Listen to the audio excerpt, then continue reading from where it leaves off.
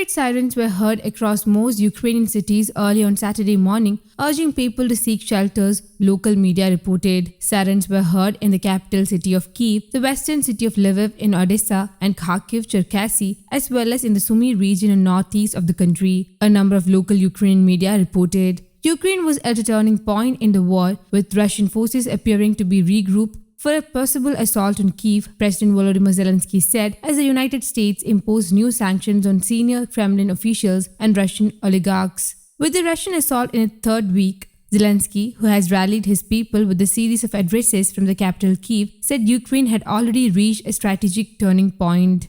It is impossible to say how many days we still have ahead of us to free Ukrainian land, but we can say we will do it, he said. We are already moving towards our goal, our victory. The United States on Friday imposed sanctions on Russian billionaire Viktor Vekselberg, 3 family members of President Vladimir Putin's spokesperson and lawmakers in the latest punishment for Russia's February 24th invasion.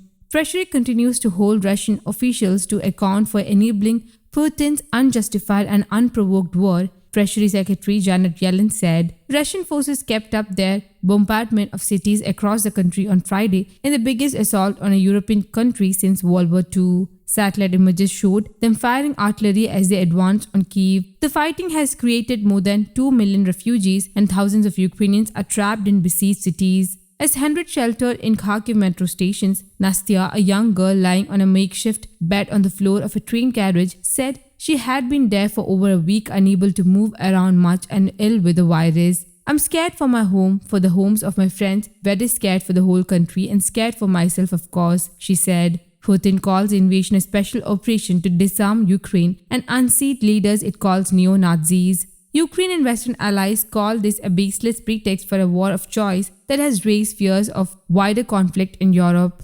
News Desk, Kamadi Global.